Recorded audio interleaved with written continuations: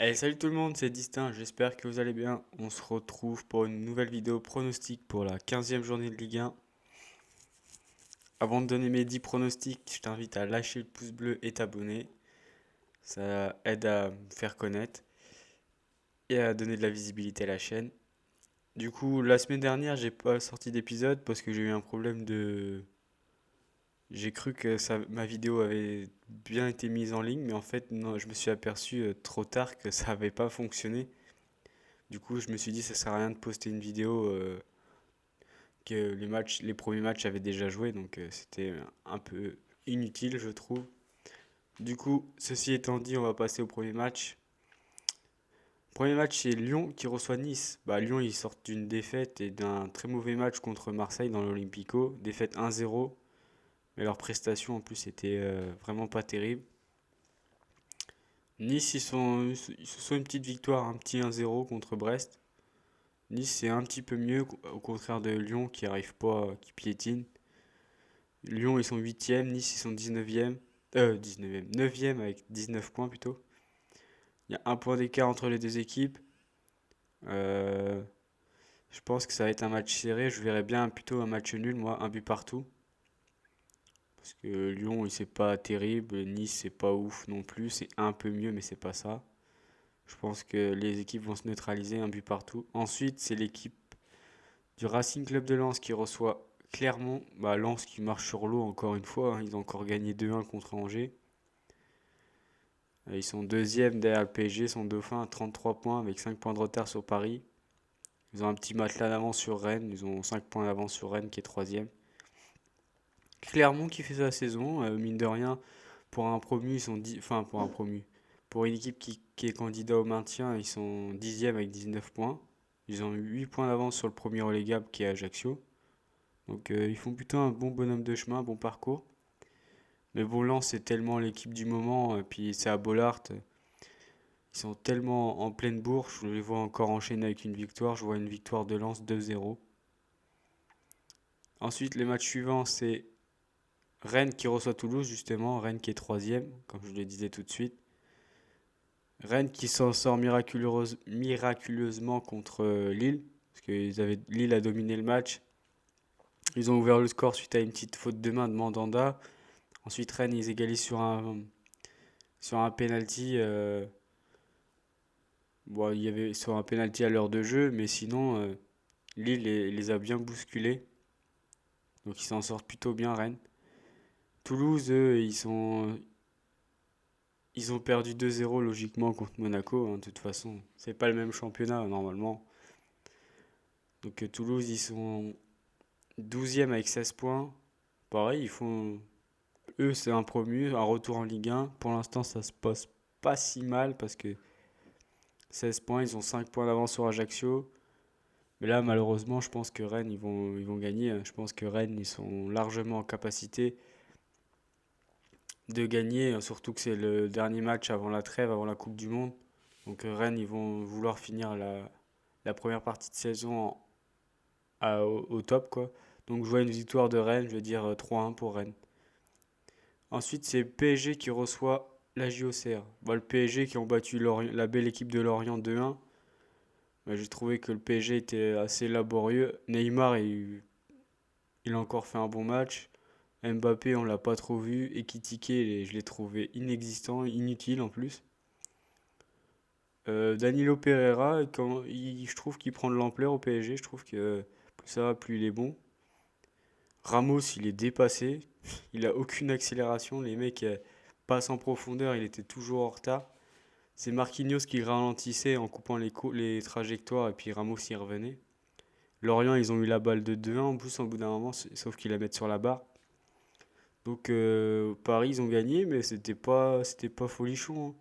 Lorient, ils méritaient au moins le match nul, je pense. Et du coup, ils reçoivent la JOCR. Bon, la JOCR, c'est pas Lorient cette année. La JOCR, c'est pas. C'est, là, ils ont sur deux résultats positifs. Ils ont battu Ajaccio 1-0. Ils ont réussi à faire 1-1 contre les Stacks, qui tournaient plutôt pas trop mal. Ils sont un peu en difficulté. Ils sont 13e avec 2 points d'avance seulement sur Ajaccio, qui est 17e. Mais là, je pense qu'au parc, même si les stars parisiennes, ils vont enlever peut-être le pied parce qu'il y a la Coupe du Monde juste derrière. Je pense qu'ils vont l'emporter. Ils ont pas besoin de beaucoup forcer leur talent pour gagner ce match-là, je pense. Moi, je vois une victoire, allez, 3-0 pour Paris. Ensuite, c'est Nantes qui reçoit l'AC Ajaccio. Nantes qui est 16e avec 12 points seulement. Ajaccio qui est 17e avec 11 points. Nantes, il reste sur une défaite contre Reims. Dans la semaine dernière, ils ont réussi à se qualifier. Non, oui, la semaine dernière, ils ont réussi à se qualifier au prochain tour de la Coupe d'Europe, l'Europa League. Ils vont jouer contre la Juve. Ça va être historique pour eux. Depuis le temps qu'ils n'ont pas joué de Coupe d'Europe, ils vont recevoir un gros d'Europe. Ça, c'est le point positif de la première partie de saison de Nantes. Sinon, en championnat, c'est catastrophique. Ajaccio, sortent d'un très gros match contre Strasbourg. Ils étaient menés 2-0, ils ont réussi à l'emporter 4-2. Ils ont fait un beau retour, notamment grâce à, je sais pas le dire, son nom, Belaïli, je crois. Dites-moi dans les commentaires si je l'ai bien prononcé, mais Belaïli qui a fait un super match, les a, il leur a permis de retourner le match. Donc là, ça va être assez équilibré. Je pense que Ajaccio, en plus, ils sont mal classés, mais ils ont une défense plutôt correcte hein, par rapport aux équipes de bas de tableau. Ils ont 22 buts encaissés, Nantes aussi. Nantes et Ajaccio, c'est des équipes qui marquent pas beaucoup de buts, 15 et 12 buts. Je verrais plutôt un match nul, je vais dire un but partout entre Nantes et Ajaccio. Ensuite, c'est Lille qui reçoit Angers. Bah, Lille qui a fait une bonne remontée, c'est dommage leur petite défaite contre Lyon la semaine dernière, enfin, il y a 15 jours. Leur petit match nul frustrant contre Rennes. Mais ils sont plutôt bien, hein. Ils sont 7e, ils sont qu'à 5 points de la troisième place. S'ils font un bon résultat, il y a moyen qu'ils grattent encore des places.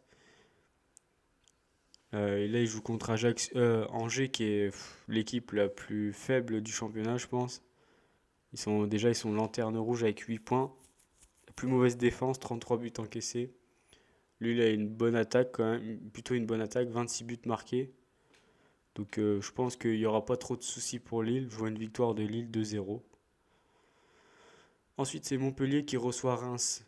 Montpellier aussi, qui est une équipe qui est en très grosse difficulté sur l'année civile.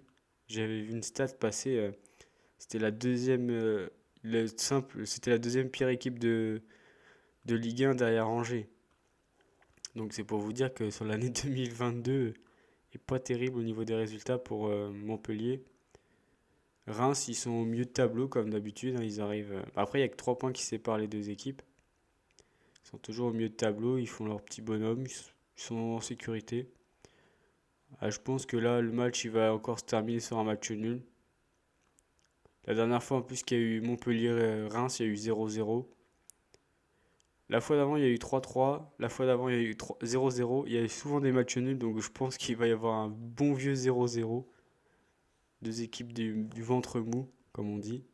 Ensuite, c'est Brest qui reçoit l'Estac. L'Estac a mis à pied son entraîneur alors qu'ils sortent. Certes, en termes de points, il n'a pas pris beaucoup de points sur les derniers matchs. Mais un partout contre la JOCR, ouais, il aurait peut-être pu gagner. Contre le PSG, il a réussi à coller 3 buts à Paris. Contre Lorient, et c'est une équipe qui tourne bien, il a réussi à faire un match nul. Il a fait progresser ses joueurs. Et là, ils l'ont mis à pied pour changer d'entraîneur. Donc c'est un peu bizarre. Brest, pareil, ils sont pas ouf, hein. Ils ont fait match nul contre Reims 0-0, défaite contre Nice 1-0. Brest qui est 19e avec 10 points. Les Stacks, ils ont 14 points, ils sont 13e. Je pense que même avec le changement d'entraîneur, les Stacks, ils vont l'emporter. Je veux dire 1-0 pour les Stacks. Et le dernier match, ah non, il y a encore un entre deux, c'est Strasbourg contre Lorient. Bah, Strasbourg, cette année, c'est clairement pas une belle équipe hein, par rapport à l'année dernière qui tournait plutôt bien. Strasbourg 18e, ça gagne, ça gagne qu'un match, ils ont gagné un seul match, le reste c'est que des victoires ou des nuls, des défaites ou des nuls. Lorient, comme je vous l'ai dit plus tôt, ils ont pas été payés contre Paris de leurs efforts. Contre Nice, c'était frustrant aussi. Donc malgré les mauvais résultats en termes de points, Lorient continue d'être une bonne équipe de Ligue 1. Donc je vois une victoire de Lorient 2-1.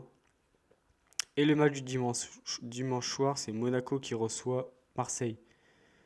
Donc ça fait le quatrième contre le cinquième, Marseille quatrième, Monaco cinquième. Ils sont à égalité de points, les deux, 27 points. Monaco, ça va, c'est plutôt bien. 2-0 contre Angers, 4-1 en Coupe d'Europe contre Belgrade, 2-0 contre Toulouse. Mais après, dès que le niveau s'élève, ils ont un peu de mal parce que contre Lille, ils ont perdu 4-3. Même contre des équipes un peu plus faibles, ils ont battu Lyon quand même. Ils ont fait un nul à Paris. Ouais, c'est dur à lire comme équipe Monaco parce que tu te dis à chaque fois, ça y est, ils sont lancés et puis le match d'après, ils trébuchent et ils mettent les pieds dans le tapis. Marseille qui s'est bien repris grâce à cette victoire contre contre Lyon dans l'Olympico 1-0. Je pense que ça va être un beau match. Là, je verrais bien une victoire de Marseille à l'extérieur. Un petit 2-1 pour Marseille. Donc, je pense que c'est la grosse cote, mais c'est plutôt. Je pense qu'il y a moyen qu'ils s'imposent. Ils vont finir en. Ils vont avoir à cœur de finir en beauté et puis de prendre 3 points d'avance sur leur adversaire direct. Donc voilà, c'était mes 10 commentaires pour la dernière journée avant la Coupe du Monde.